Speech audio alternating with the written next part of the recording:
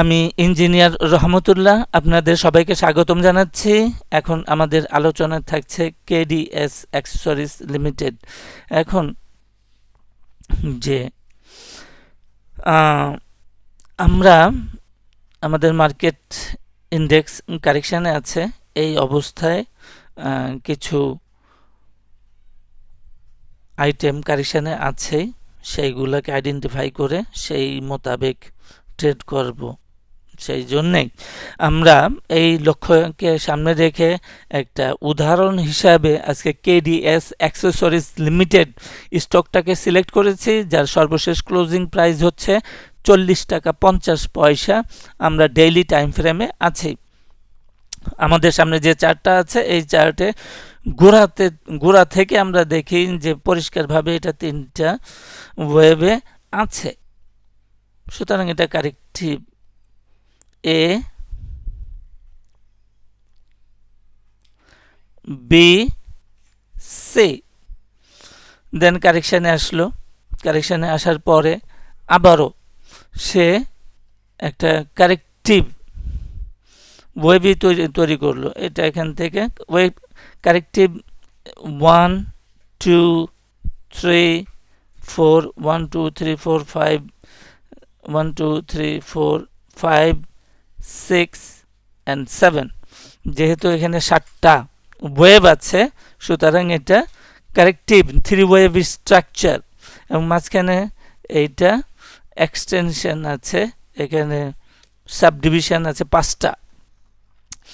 1 2 3 4 5 6 7, 7টা যেহেতু আছে 3 wave structure, সুতরাং 3 3 3 আছে। সুতরাং আমরা বলতে পারি যে এটা হচ্ছে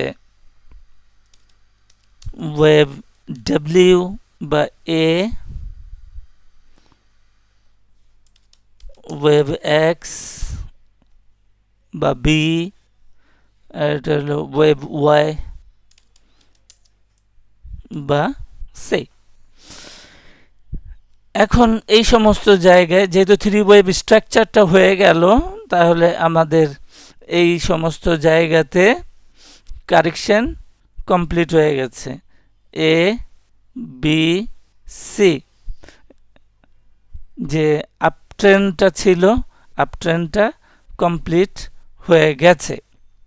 পরবর্তীতে আমরা দেখি যে আমাদের মার্কেট প্রাইস অ্যাকশনটা সাইডওয়েজ মুভমেন্টে আছে একদম পরিষ্কারভাবে। যখন সাইডওয়েজ মুভমেন্টে থাকে তখন 2টা প্যাটার্ন ডেভেলপ করতে পারে, আনফোল্ড করতে পারে। একটা হচ্ছে ফ্ল্যাট, একটা হচ্ছে ট্রায়াঙ্গেল। তো এখানে আমরা দেখি যে ট্রায়াঙ্গেল হওয়ার সুযোগ রয়েছে।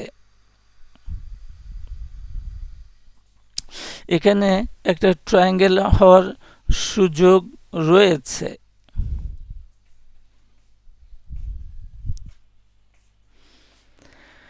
তাহলে এই ট্রায়াঙ্গেলকে ভেঙে ট্রায়াঙ্গেলকে আপট্রেন্ডে ব্রেকআউট হইতে পারে।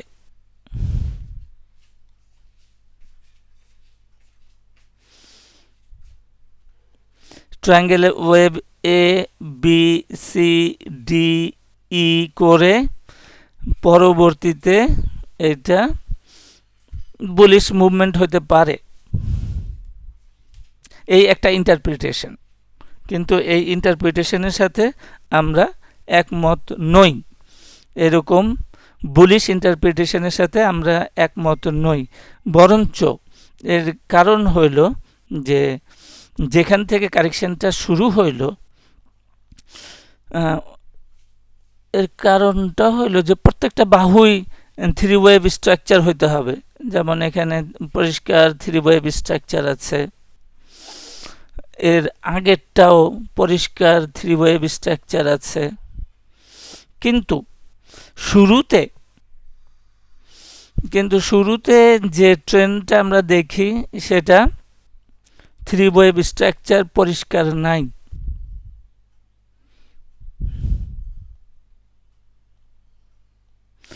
এখানে 3 ওয়েভ স্ট্রাকচার নাই, বরঞ্চ এটা একটা মোটিভ মনে হচ্ছে। মোটিভ মেইন ট্রেন্ড, সুতরাং এটা যদি মেইন ট্রেন্ড হয় তাহলে আমাদের ফিউচার, এটা মোটিভ হইলে আমাদের ফিউচার হবে ডাউন সাইডে আরেকটা মোটিভ এ বি সি। সুতরাং আমাদের ইন্টারপ্রিটেশন বা আমাদের ভোট হচ্ছে ইন ডাউন সাইড।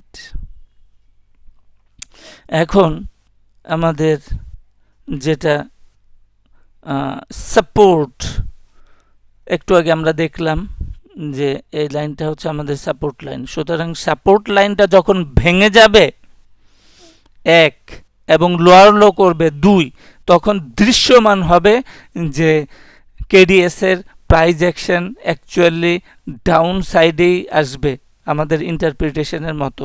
তাহলে এটা ডাউন সাইডে আছে কি নাই সেটা বোঝার জন্য দুইটা জায়গা আছে, একটা হলো যে সাপোর্টটা দেখাইলাম এই সাপোর্ট, আর একটা হইলো যে এনি লোয়ার লো করলে আমরা কনফার্ম বুঝে ফেলবো যে কেডিএস এর price action actually bearish in down side.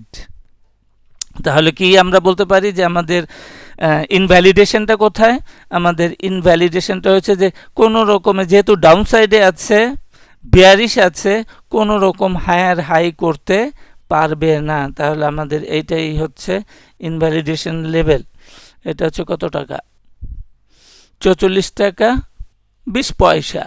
তাহলে আমাদের ইনভ্যালিডেশন লেভেল হচ্ছে 44 টাকা 20 পয়সা।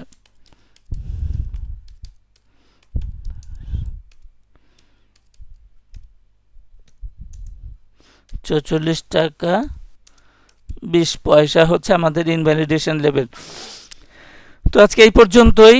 সাথে থাকার জন্য সবাইকে ধন্যবাদ।